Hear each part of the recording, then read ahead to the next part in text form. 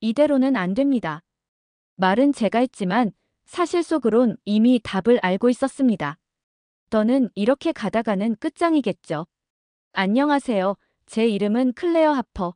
올해 33, 스낵 브랜드 에버바이트의 CEO입니다. 대학 졸업 후 창업해서 여기까지 왔지만 지금은 회사의 운명을 걸고 싸우는 중이에요. 샌프란시스코 사무실에 앉아 보고서를 보고 있자니 정말 머리가 지끈거렸습니다. 이번 분기 매출은 예상의 절반을 겨우 넘었고 경쟁사들은 온갖 화려한 신제품으로 시장을 장악하고 있었죠. 특히 그린 스낵 컴퍼니가 내놓은 신제품은 소비자들에게 폭발적인 반응을 얻고 있었습니다. 재무팀장 브라이언이 조심스레 말을 꺼냈습니다.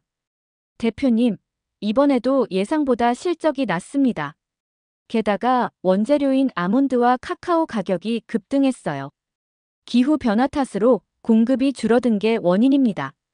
전 눈을 감고 숨을 깊이 들이마셨습니다. 그럼 해결책은 뭐죠? 목소리가 차가워지는 걸 느꼈습니다. 솔직히 말씀드리면 당장 가격을 낮추는 것도 어렵고 신제품 개발도 자금 사정상 부담이 큽니다. 저는 보고서를 내려놓고 창밖을 바라봤습니다. 샌프란시스코의 멋진 고층 빌딩들이 빛나고 있었지만 제 머릿속은 꽉 막힌 터널처럼 답답하기만 했습니다. 성공했을 때의 기쁨은 이미 과거의 일이 되었고 요즘은 매일같이 무언가에 쫓기는 기분이었습니다. 우리가 뭘 놓친 거지? 소비자들은 더 이상 단순히 건강과 프리미엄만을 추구하지 않았습니다. 더 간편하고 더 재미있고 더 독특한 걸 원했죠. 그런데 저는 여전히 고급스러움과 품질만으로 승부하려고 했습니다. 이 전략이 더는 통하지 않는다는 건 명확했습니다. 대표님, 다른 시장의 사례를 살펴보는 건 어떨까요? 마케팅 팀장이 제안을 했습니다. 그의 말이 나쁘진 않았습니다. 어디를 봐야 한다는 겁니까? 제가 물었습니다. 일본요. 그는 도쿄에서 열리는 아시아 푸드 박람회 브로슈어를 건넸습니다. 도쿄는 언제나 트렌드의 최전선이에요. 이번 박람회에서 새로운 아이디어를 얻을 수 있을 겁니다. 저는 브로슈어를 한참 들여다봤습니다. 화려한 색채와 흥미로운 설명들이 눈길을 끌었습니다. 아시아 최대 규모의 푸드 박람회, 최신 트렌드와 기술을 경험할 기회라는 문구가 특히 마음에 들어왔습니다. 결국 저는 결정을 내렸습니다. 도쿄로 가는 거죠. 저는 재무팀에게 예산을 짜달라고 요청했고 마케팅 팀에게는 박람회 자료를 최대한 수집하라고 지시했습니다. 하지만 제 마음 한쪽에는 여전히 불안함이 자리 잡고 있었습니다. 정말 일본에서 답을 찾을 수 있을까? 출발 전날 밤, 저는 짐을 싸면서 이런저런 생각에 빠졌습니다. 제 인생에서 가장 큰 결정을 내린 순간들이 떠올랐죠. 에버바이트를 시작할 때의 설렘, 첫 제품이 성공했을 때의 기쁨, 그리고 지금의 절망까지. 이 모든 게 연결되어 있다는 느낌이 들었습니다. 하지만 이번엔 좀 달랐습니다. 지금은 저 혼자만의 문제가 아니었죠. 직원들의 생계와 회사의 미래가 제 어깨 위에 놓여 있었습니다. 도쿄에서 무엇을 찾을지 모르겠지만 그저 주어진 기회에 최선을 다해야겠지. 그렇게 스스로를 다독이며 잠자리에 들었습니다. 출발 날이 되었고 공항으로 향하는 길에서 문득 떠오른 생각이 있었습니다. 일본이라 그들은 정말 독창적인 사람들이지. 하지만 내게는 좀 차갑게 느껴져. 솔직히 저는 아시아 문화에 대해 큰 관심이 없었습니다. 특히 한국 같은 나라는 더더욱 관심받기였죠. 기술은 뛰어나도 그 이상은 없다고 생각했습니다. 비행기 탑승 수속을 마치고 게이트에서 대기하던 중 스크린에 뜬 공지문을 보고 저는 눈을 의심했습니다. DLAYD. 그 순간부터 모든 것이 어긋나기 시작했습니다. 태풍이 도쿄를 강타할 예정이라며 항공편이 취소되었고 저는 예기치 않게 서울을 경유해야 한다는 소식을 들었습니다. 서울. 저는 서울에 대해 거의 아는 게 없었습니다. 그냥 IT 기술이 발달한 도시 정도로만 알고 있었죠. 하루 정도면 견딜 수 있겠지. 그렇게 생각하며 경유 일정을 받아들였습니다. 하지만 서울에 도착했을 때 제 여행은 더 복잡해지기 시작했습니다. 갑자기 심한 치통이 찾아왔거든요.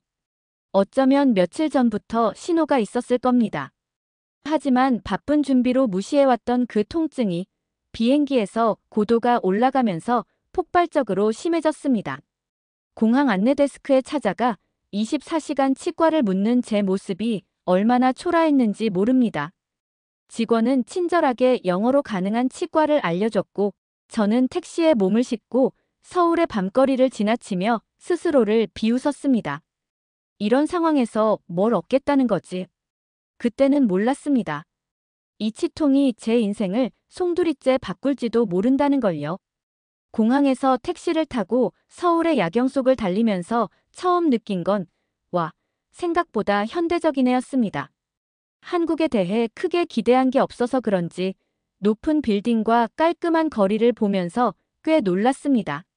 하지만 그런 생각도 잠시 제 이마엔 식은땀이 흘렀습니다. 치통이 점점 심해졌거든요. 이게 뭐라고 이렇게 아프지? 머릿속은 엉망이었습니다. 치통은 이비인후과 진료처럼 단순하지 않잖아요.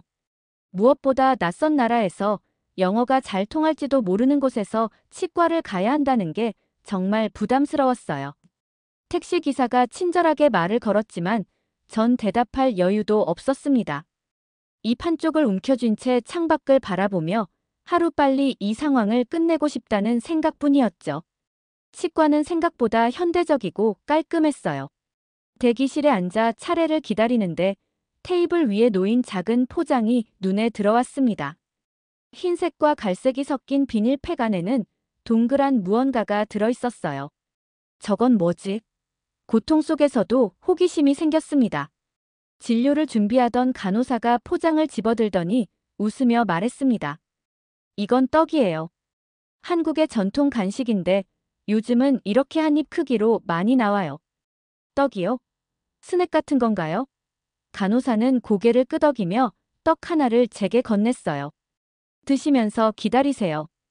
쫀득하고 맛있을 거예요. 처음엔 거절하려고 했어요.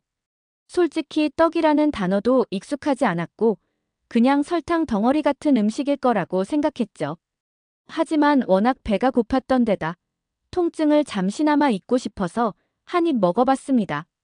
뭐야, 이거? 그 맛은 생각보다 훨씬 신선했어요. 쫀득한 식감에 은은한 단맛이 기분 좋게 입안을 감쌌습니다. 고급스럽다거나 화려한 맛은 아니었지만 심플하면서도 만족스러웠어요. 치료가 끝나고 나왔을 때 이상하게도 아까 먹었던 떡이 계속 생각났습니다. 간호사에게 물어봤죠. 이거 어디서 살 수 있나요? 그녀가 웃으며 말했어요. 편의점에서도 쉽게 구하실 수 있어요. 한국에서는 떡이 전통 음식이긴 한데 요즘엔 현대적으로 재해석된 제품들이 많아요. 그 말을 듣고 나니 궁금해졌습니다. 이 작은 떡이 가진 이야기가 뭔지, 그리고 왜 이런 단순한 간식이 현대에서도 이렇게 사랑받는지요. 다음 날 아침, 호텔 로비에서 통역사로 고용한 민주를 만났습니다. 그녀는 밝고 친근한 분위기의 젊은 여성이었어요. 첫인상부터 믿음직스럽더군요. 클레어 대표님, 서울 첫날은 어떠셨어요? 그녀가 물었습니다. 솔직히 치통 때문에 정신이 없었어요. 그런데요. 저는 어제 먹었던 떡 이야기를 꺼냈습니다. 민주는 웃으며 고개를 끄덕였습니다. 떡이요? 한국에서는 단순한 간식이 아니에요. 오랫동안 이어져 온 전통 음식인데 요즘은 간편하게 먹을 수 있게 현대적으로 변했죠. 저는 떡에 대해 더 알고 싶다고 말했습니다. 그러자 민주가 말했어요. 그러면 오늘은 전통 떡집과 현대적인 떡 가게를 모두 구경시켜 드릴게요. 차이점을 보시면 흥미로우실 거예요. 민주와 함께 찾은 첫 번째 가게는 작은 전통 떡집이었습니다. 가게 안에 들어서자 고소한 쌀 냄새와 함께 다양한 색깔의 떡들이 진열되어 있었어요. 이건 송편이고요. 이건 인절미예요. 민주가 하나씩 설명해 줬습니다. 가게 주인인 할머니는 반갑게 인사를 건네며 떡 한 조각을 손에 쥐어주셨어요. 한번 드셔보세요. 이건 참기름을 듬뿍 넣어서 고소해요. 한입 베어 물자 쫀득하면서도 고소한 맛이 입안 가득 퍼졌습니다. 할머니는 웃으며 말씀하셨죠. 옛날에는 이런 떡이 명절이나 특별한 날에만 먹는 귀한 음식이었어요. 요즘은 자주 먹지만 그래도 정성은 똑같이 들어가야 맛이 난답니다. 그 말을 듣고 저는 이 떡이 단순한 간식이 아니라 한국인의 전통과 정서가 담긴 음식이라는 걸 깨달았습니다. 다음으로 간 곳은 현대식 떡 카페였습니다.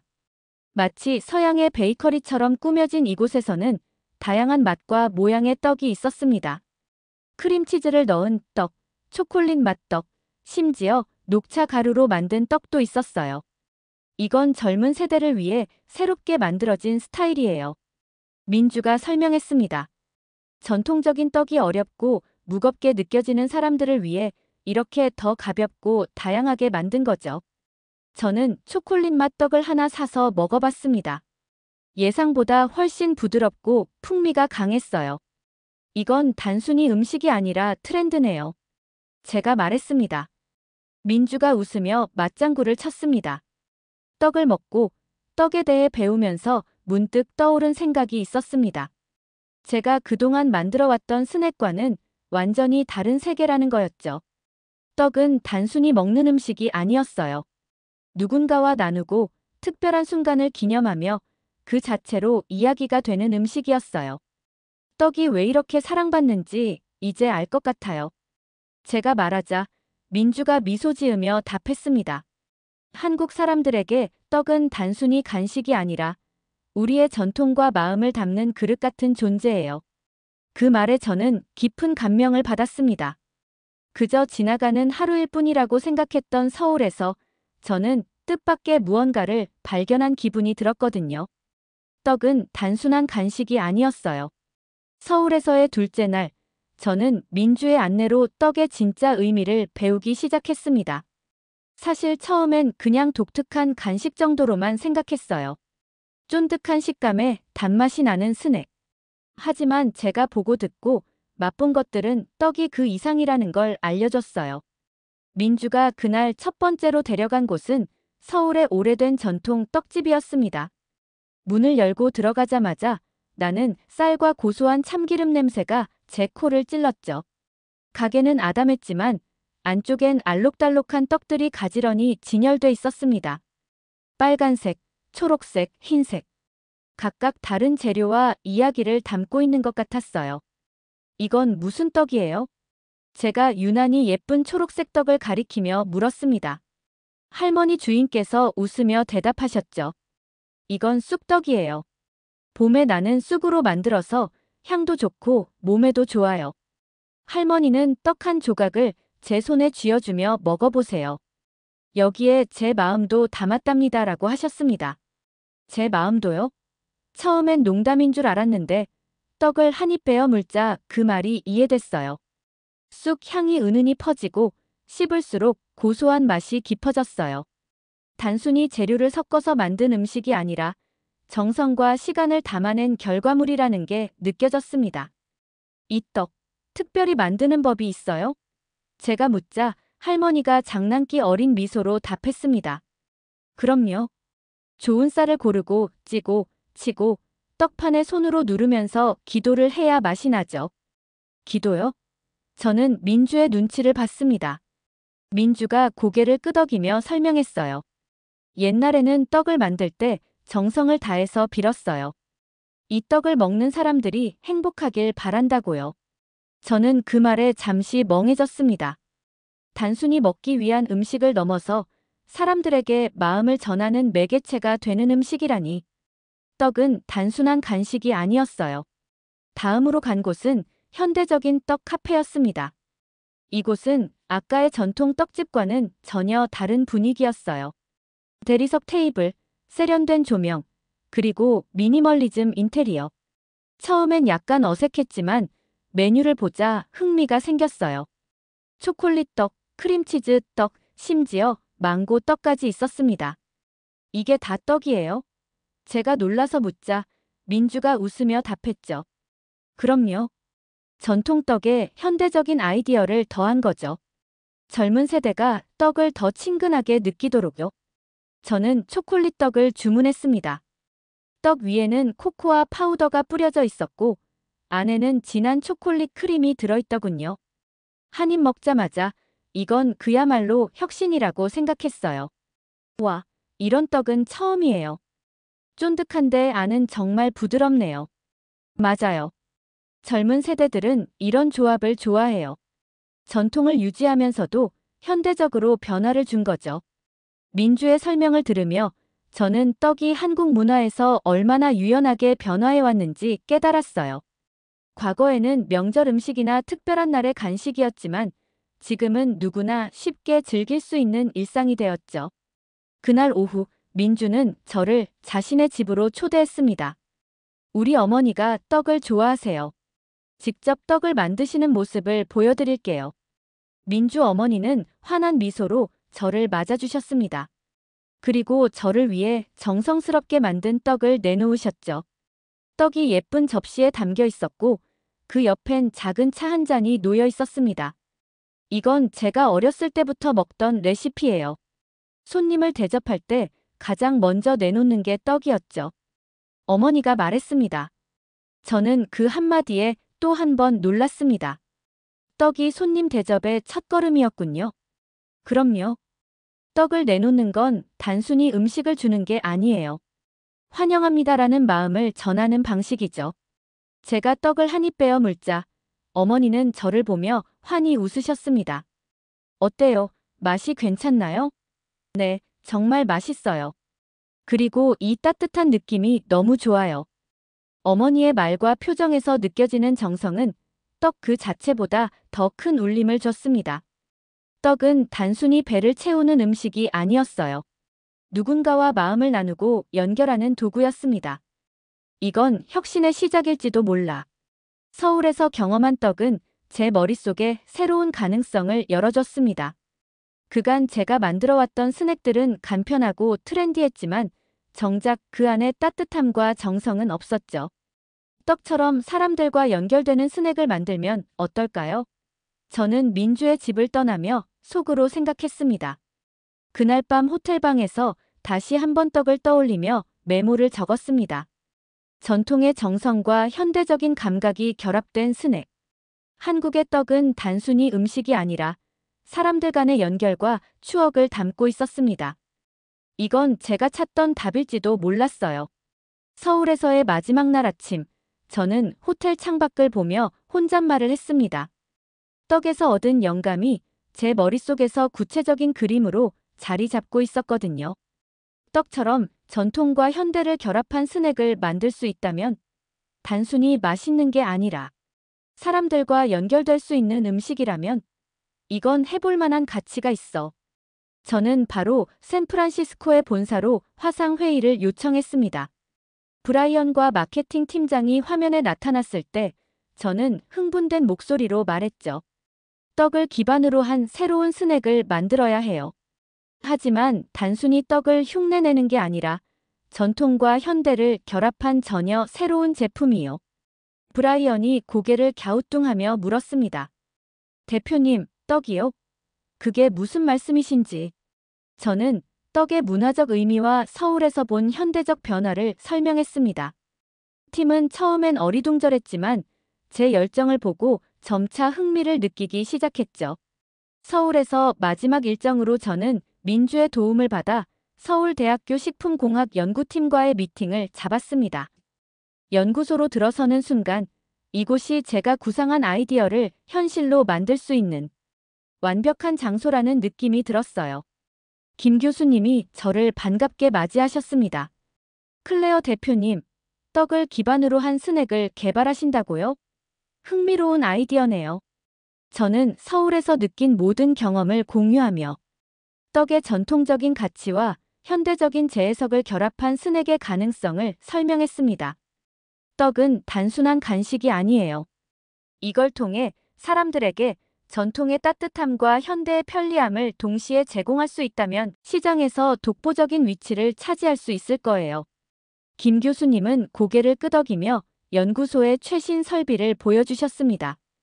우리는 떡의 쫀득한 식감을 유지하면서도 건강한 재료로 더 가벼운 맛을 낼 수 있는 방법을 연구 중입니다.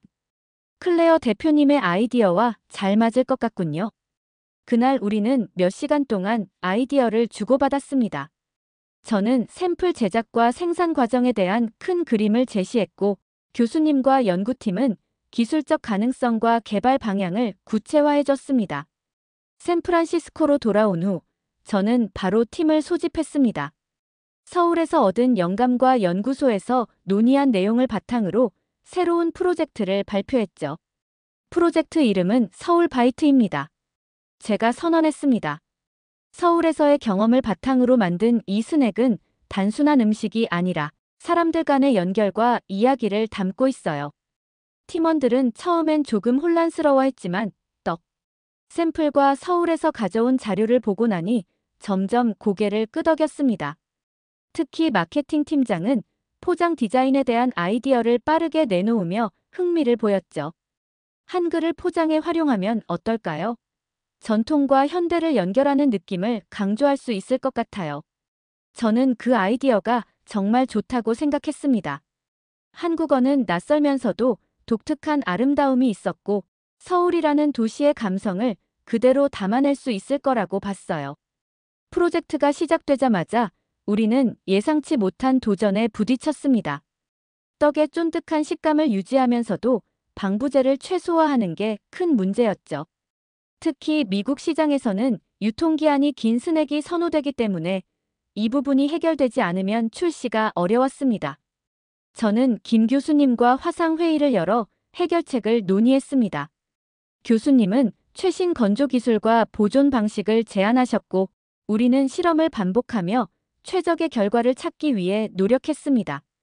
그 과정은 길고 지쳤지만 한편으론 너무나 흥미로웠습니다.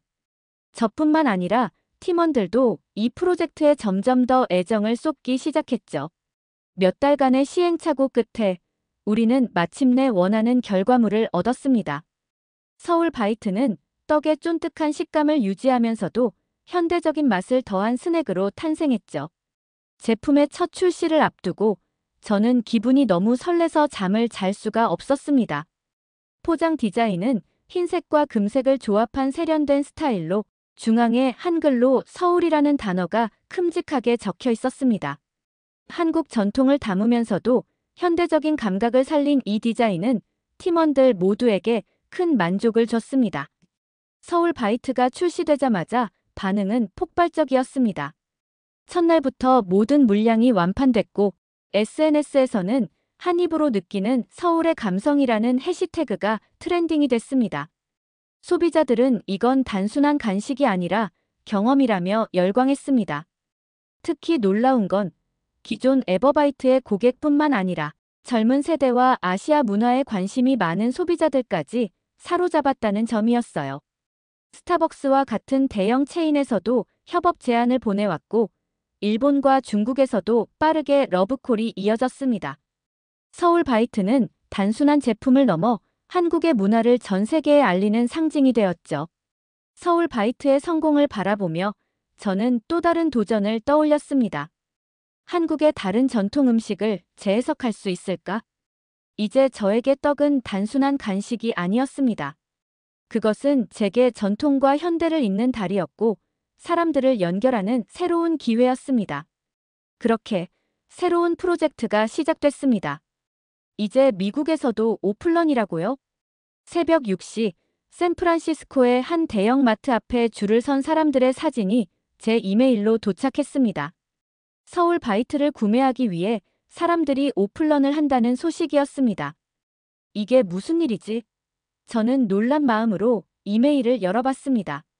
그 사진엔 웃으며 줄을 서 있는 사람들이 보였고 메일에는 간단한 설명이 덧붙어 있었습니다. 서울바이트를 한번 먹어본 사람들은 절대 그냥 지나칠 수 없다는 게 사실인 것 같습니다. 대표님, 지금 상황이 미쳤어요. 마트 직원이 SNS에 올린 동영상도 있었습니다. 진열대에 서울바이트를 채우자마자 사람들이 몰려들어 단 몇 분 만에 완판되는 장면이 담겨 있었죠. 와, 이게 진짜였구나. 저는 스스로 중얼거렸습니다. 저희 회사 홍보팀에서도 급하게 보고서를 만들어 보냈습니다. 현재 서울바이트의 재고가 몇 개월치 앞서 판매되고 있습니다. 생산 라인을 늘려야 할 것 같습니다. 성공이 현실로 다가왔다는 느낌에 가슴이 벅찼습니다. 제가 처음 서울에서 떡을 먹고 느꼈던 작은 영감이 이렇게 큰 파장을 일으킬 줄은 몰랐죠. 그러나 성공에 도취될 틈은 없었습니다. 고객들은 이미 더 많은 것을 요구하고 있었거든요. 서울바이트의 새로운 맛은 언제 나오나요? 오리지널도 좋지만 초콜릿 버전이나 망고 같은 색다른 맛도 먹고 싶어요. 이런 메시지들이 SNS에 쏟아졌고 우리는 다시 새로운 도전을 시작해야 했습니다. 김 교수님과 다시 화상회의를 열었습니다. 새로운 맛 개발은 전통적인 떡의 유연성을 최대한 활용하는 게 중요합니다. 과일이나 허브 같은 자연 재료를 사용하면 건강한 이미지도 강화할 수 있을 겁니다. 저희 팀도 의견을 더했습니다. 초콜릿과 크림치즈를 넣은 현대적인 버전도 좋을 것 같아요. 젊은 세대가 선호하는 달콤하고 부드러운 맛으로요. 결국 우리는 몇 가지 실험적 맛을 개발하기로 했습니다. 녹차 초콜, 망고 패션우루, 소금 카라멜 등 새로운 맛 개발은 단순히 제품을 늘리는 것이 아니라 고객들에게 더 많은 선택지를 주고 서울바이트가 계속해서 흥미로운 브랜드로 남도록 만드는 과정이었습니다. 새로운 맛의 시제품이 완성되고 우리는 다시 시장에 나갈 준비를 하고 있었습니다. 서울바이트의 포장은 여전히 간결하면서도 세련된 디자인을 유지했지만 각 맛에 맞는 색깔과 포인트를 추가해 더욱 매력적으로 만들었죠. SNS에서는 벌써부터 새로운 맛에 대한 기대감으로 떠들썩했습니다. 망고 맛, 제발 빨리 출시해주세요. 서울바이트는 뭐든 맛있으니 이번에도 완전 기대됩니다. 저는 창밖을 보며 미소를 지었습니다. 서울에서 떡을 처음 접하고 느꼈던 감동이 이렇게 많은 사람들에게 전달되었다는 게 믿기지 않았습니다. 성공은 단순히 제품을 파는 데서 끝나지 않았습니다. 서울바이트는 이제 한국의 전통과 현대를 연결하는 상징이 되었고 사람들에게 단순한 스낵 이상의 가치를 전달하고 있었습니다. 이건 끝이 아니야. 이제 시작이야. 저는 속으로 다짐했습니다. 서울바이트는 앞으로도 계속 새로운 맛, 새로운 아이디어로 사람들의 일상을 더 풍요롭게 만들 예정입니다. 그리고 그 과정에서 한국의 전통과 문화를 전 세계에 알리는 다리가 될 겁니다. 오늘의 이야기는 여기까지입니다. 오늘의 사연이 마음에 드셨다면 구독과 좋아요 부탁드리겠습니다. 구독과 좋아요는 영상 제작에 큰 힘이 됩니다. 끝까지 들어주셔서 감사합니다. 더 좋은 사연으로 여러분을 찾아오겠습니다. 감사합니다.